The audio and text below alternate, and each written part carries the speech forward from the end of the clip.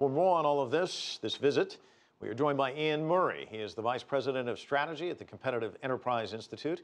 He concentrates on financial regulation, employment, and immigration regulation. I saw one columnist in the UK describe this as this was supposed to be an electioneering pose with Obama trip. Of course, the Paris thing kind of changes some of the dynamic, but that's still a key piece of this, isn't it? Very much so. What we're seeing is David Cameron is stuck in a very, very tough re-election battle. He's neck and neck in the polls with the Labour Party, and an insurgent right-wing party called the UK Independence Party has cannibalised a lot of his traditional Conservative support. So he's looking to the centre ground to try and get some more votes, and obviously being seen with Obama, who is far more popular in Europe than he is here at the moment, that will really help him. Many people might notice just a hint of a Scottish accent there, and that reminds me of the Scottish referendum, and I think a lot of people were kind of pushed out of shape that the White House came out with a statement about that referendum vote. Is there any annoyance in the UK that the President of the United States would be penning something with Cameron, that he would be actually in this kind of photo op situation, or how is it playing there? Well, I think the most annoyance in the UK will be coming from the Labour Party, who traditionally have been the allies of the Democrats.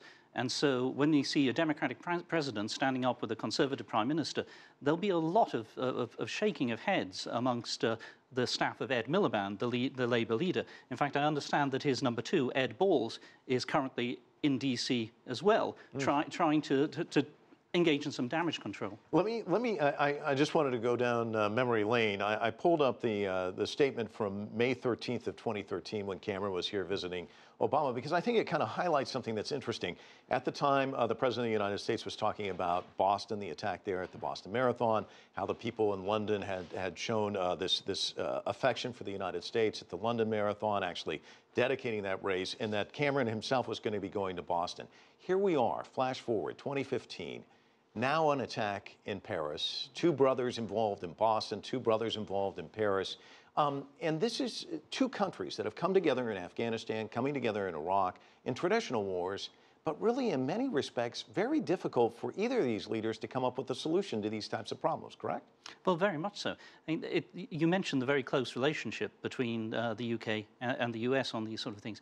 It's incredibly close. The UK and US have a very, very tight-knit intelligence sharing operation. You know, there are memos in the White House which say UK-US eyes only. So the UK has a privileged position when it comes to this sort of thing. And so they're looking for ways to share intelligence all the time. It'll be interesting to see whether this continues if there is a change in leadership in the UK. As you've just reported, David Cameron wants encryption banned, basically, in the UK. They've tried that in France. It hasn't helped very much, obviously. But if there is a tension between what the UK wants and the demands of the First Amendment, then things could be very different, I think. Well, let's talk a little bit further about that, because that's one of the things that he really would like to push Obama into his corner. Social media, one of the issues. These are American companies. Facebook, there's a certain annoyance with the Cameron group about what's happening with them in terms of, are they doing enough to thwart these terrorist attacks or plots?